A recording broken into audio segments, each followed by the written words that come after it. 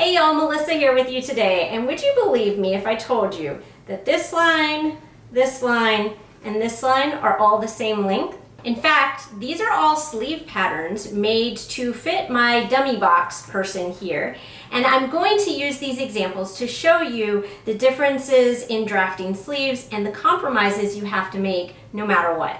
Okay, so to demonstrate these patterns, what I've got is some pieces of paper here that I've gone ahead and pre-rolled into tubes, but I just took the paper and I rolled it into a tube to demonstrate this. And I've got a box, and this is kind of a model of a human torso. So imagine there's a head up here, this is a shoulder, here's the arm side here, waist, hips, you get the idea. I understand people are not shaped like boxes, but for simplicity's sake, this is going to help me demonstrate how to do these sleeve patterns. You can also see that I've got marks centered on the top and bottom, so imagine that's the shoulder point and the seam point down here. And then what we're going to do, we're going to start with this blue tube here, and we're going to pretend that we are just drafting a sleeve that's a tube that just slides right over the arm. And when I first started sewing for my baby dolls, this is how I made sleeves. So I would just roll up a tube and we would attach it to the side of the dress. I would hand sew it. So I'm lining up the seam line or the overlap of my paper here with that line underneath. And then we are just going to trace this off. And then I'm also going to mark where my pattern was overlapped here. That'll be like our seam line. Okay, so this sleeve here, imagine arms sticking out to the side like a tube. Here is what our pattern looks like. Okay, if I connect the dots of my tracing there, it's basically a box. My pattern for a sleeve like this looks like a box, and I know this because I used to make these for my baby dolls, but also you can see it on this box. However, as humans, we don't tend to walk around like this. So what happens if we draft a sleeve for our arm to be hanging down at our side, which is where our arms typically tend to be? Let's put this one in, and let's try to get this down as close as we can to the box's side. And then I'm going to try to trace this. It's going to be tricky to trace the underneath part because it'll be trickier to get the marker under there. Okay, when we unroll this one, here's what this pattern looks like. So you can see how this had to have a much higher sleeve cap to make sure that the arm could be down by the side. This is all that extra fabric that covers the shoulder. You can also see that this sleeve pattern ends up being narrower than this pattern because this line and this line have to be the same length because this arm side did not change lengths. The only thing that changed is whether we were doing the sleeve out here or whether we were doing the sleeve down on the side. So most people don't go around with their arm either always in this position or always in this position.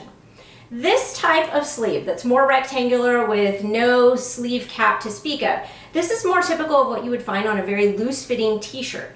And what you'll notice when you have a loose-fitting t-shirt is probably wrinkles in the fabric right here because it's this extra fabric here that hasn't been cut out of the sleeve cap. But those extra wrinkles mean that you can lift your arm out to here and even higher without the whole garment pulling up or being constricting feeling. In contrast, this pattern is more typical of what you would find on something like a blazer or a suit jacket. It's going to have a high sleeve cap, and it's going to be designed to look best and have no wrinkles when your arm is laying down by your side.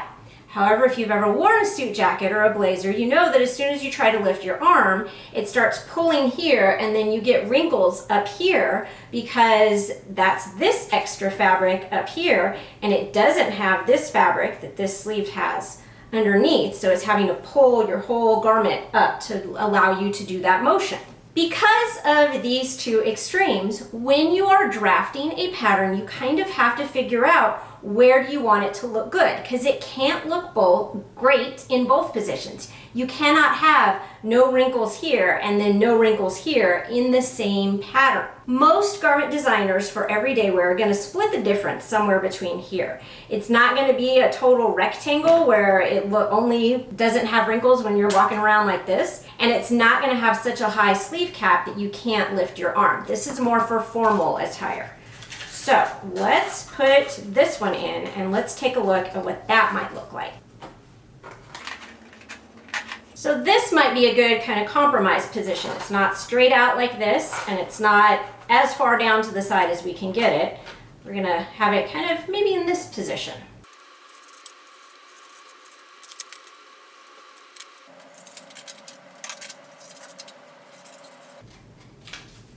Okay, so here's what this sleeve pattern looks like.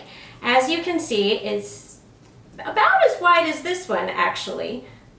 And it's wider than that one, and the cap is somewhere in between these two. It's not quite as high as this one, and it's not quite as flat and non-existent as this one. So what this type of design would mean is that when you have your arm here is the only time you wouldn't have wrinkles. So at your side, you'd have a few little wrinkles here, and up here, you have a few little wrinkles at your shoulder. And that is part of having a human body that moves. You can only ever make these things completely wrinkle-free on bodies that do not move. So hopefully that has been helpful in illustrating why you can have different shaped sleeves and even different width sleeves that will fit the same bodice, but they'll fit very differently and feel differently when you're wearing them.